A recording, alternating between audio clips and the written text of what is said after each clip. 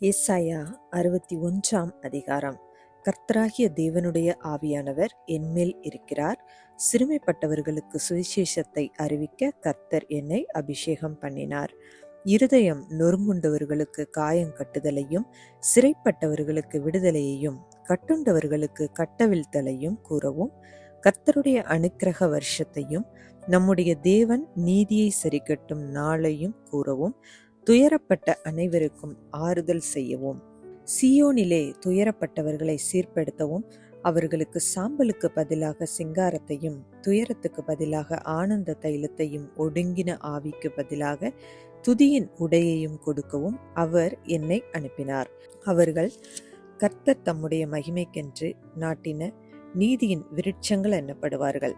அவர்கள் நெடுங்காலம் பாழாய் கிடந்தவைகளை கட்டி, பூர்வத்தில் நிர்மூலமானவைகளை எடுப்பித்து, தலைமுறை தலைமுறையாய் இடிந்து கிடந்த பாலான பட்டணங்களை புதிதாய் கட்டுவார்கள்.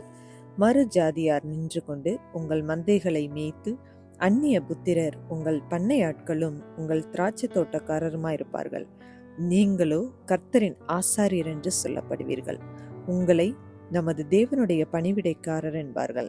நீங்கள் ஜாதிகளின் செல்வத்தை அனுபவித்து அவர்கள் மகிமையை கொண்டு மேன்மை பாராட்டுவீர்கள். உங்கள் வெட்கத்துக்கு பதிலாக இரட்டத்தனையாய் பலன் வரும். லட்சைக்கு பதிலாக தங்கள் பாகத்தில் சந்தோஷப்படுவார்கள். அதிநிமித்தம் அவர்கள் தேசத்தில் இரட்டிப்பான சுதந்திரம் அடைவார்கள். நித்திய மகிழ்ச்சி அவர்களுக்கு உண்டாகும். கர்த்தராகிய நான் நியாயத்தை விரும்பி கொள்ளை பொருளினால் இடப்பட்ட தகன பலியை வெறுக்கிறேன்.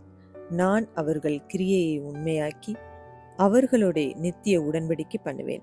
அவர்கள் சந்ததியானது ஜாதிகளின் நடுவிலும் அவர்கள் சந்தானமானது ஜனங்களின் நடுவிலும் அறியப்பட்டிருக்கும். அவர்களை பார்க்கிற யாவரும் அவர்கள் கர்த்தரால் ஆசீர்வாதம் பெற்ற சந்ததி என்று அறிந்து கொள்வார்கள். கர்த்தருக்குள் பூரிப்பாய் மகிழுகிறேன். என் தேவனுக்குள் என் ஆத்துமா களி கூர்ந்திருக்கிறது.